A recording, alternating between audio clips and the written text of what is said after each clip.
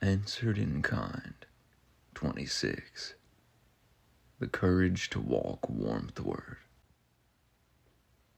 There is a quiet perplexity many encounter the moment they begin to walk their own path in earnest.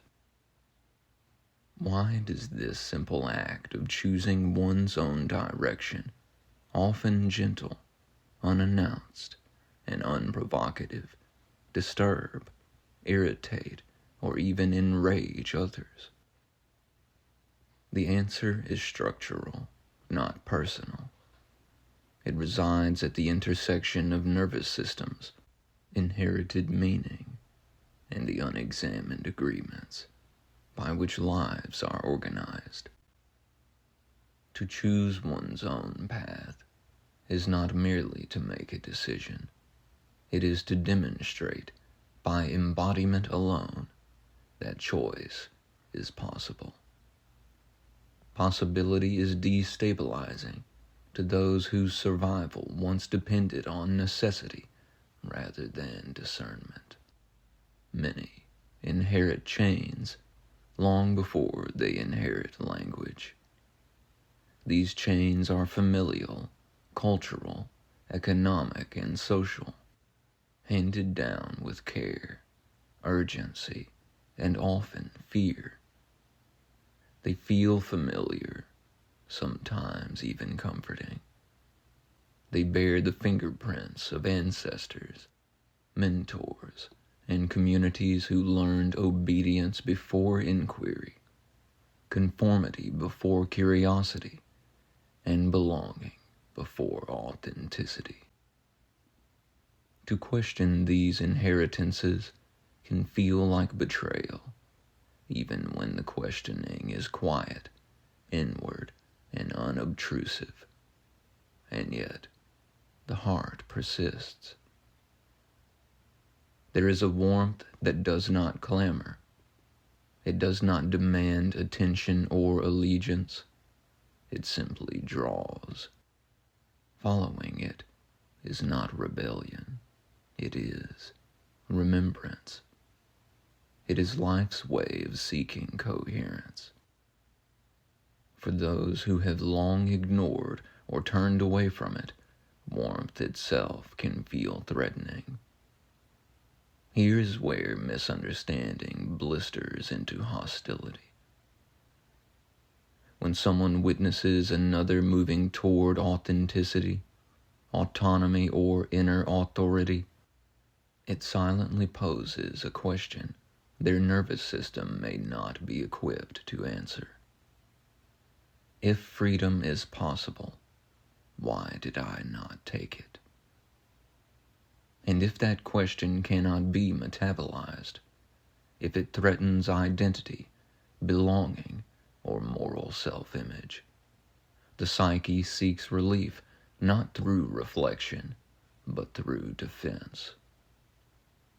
Thus begins the choreography of avoidance. Information avoidance is not ignorance, it is protection. Identity protective cognition follows. Reasoning becomes a tool not of truth, but of allegiance. Evidence is evaluated not for coherence, but for whether it stabilizes the in-group and preserves the scaffold of belonging. In this state, one does not ask, "Is this true?" One asks, "Is this safe for who I believe myself to be?" When preservation is no longer tenable, when contradiction accumulates and engagement risks destabilization, the system retreats. Silence descends. Conversations migrate into closed spaces. Echo chambers form. Curiosity dulls. Emotional range flattens. This numbness is often mistaken for confidence, restraint, or moral discipline. In reality, it is a protective anesthesia. From this terrain arises the impulse to control others. Control feels safer than self-mastery. It reduces variables. It promises predictability when the interior world feels ungovernable. Those who were never taught to regulate fear, uncertainty, or vulnerability attempt to impose coherence externally. Moral domination becomes a substitute for inner order. This is not villainy. It is untrained stewardship. When fear hijacks the nervous system, discernment vacates the prefrontal cortex and retreats into reflexive vigilance. Curiosity collapses. Nuance evaporates. Old patterns fire not because they are correct, but because they were once efficient. The brain is a loyal servant. It repeats what once kept us safe, even when the strategy has long since expired. And so, authenticity, simple, unadorned authenticity, becomes an affront. To be oneself without apology exposes the prosthetic nature of identities assembled from shame, fear, and borrowed certainty. It shows that conformity is not truth. Obedience is not inherently good, and inherited structures are not inherently necessary. This exposure is intolerable to those whose sense of self depends upon those equations remaining unquestioned. They do not seek to understand your path. They seek to diminish it, not out of malice, but fear. Bitterness seeks witnesses. Shame seeks mirrors. When another drops the chains and walks Warmthward, it threatens the narrative that the chains were necessary. The instinct is to pull, to shame, to warn, to frighten, to declare impossibility, but impossibility is a belief, not a law. There is no ceiling to imagination except the one believed because someone else installed it. And belief, once recognized as belief, is pliable. This is where radical responsibility enters, not as guilt, but as authorship reclaimed. You are not reacting to reality itself, but to the meanings your nervous system learned to assign to it. When responsibility is outsourced to circumstances, past, or people, the brain remains in reactive circuitry. But when responsibility is reclaimed, the brain receives permission to change. Self-control is not rigidity.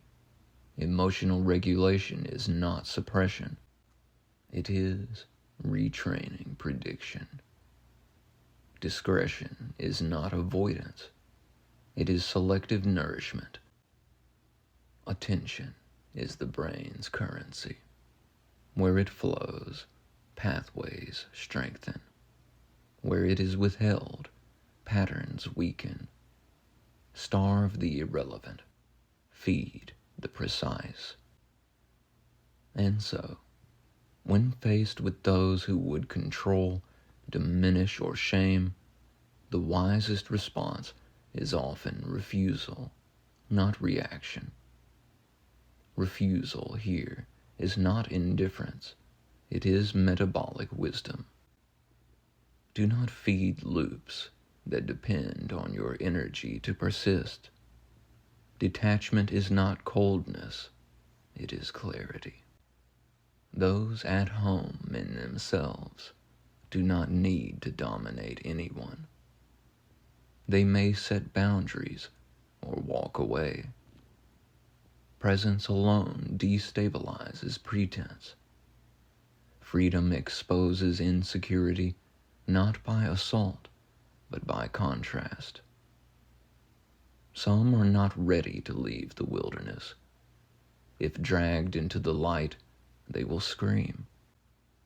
Sometimes the most compassionate act is to clear the path quietly and wait. This takes time.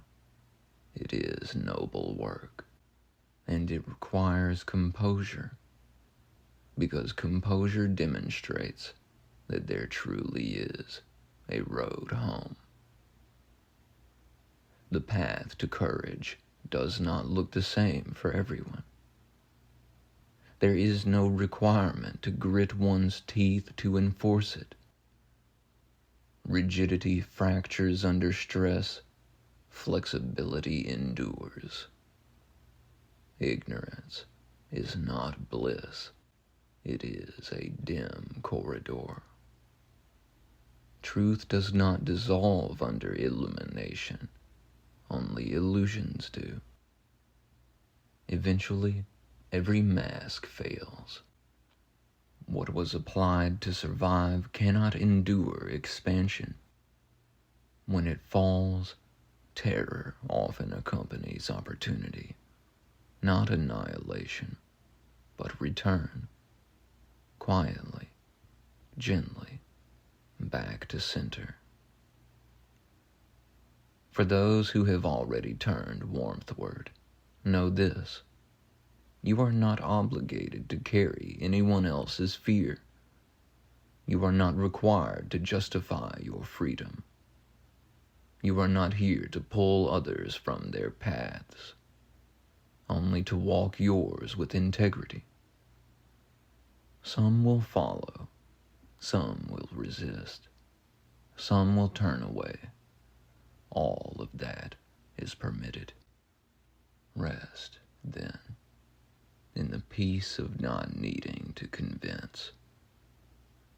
Let your life be intelligible without argument.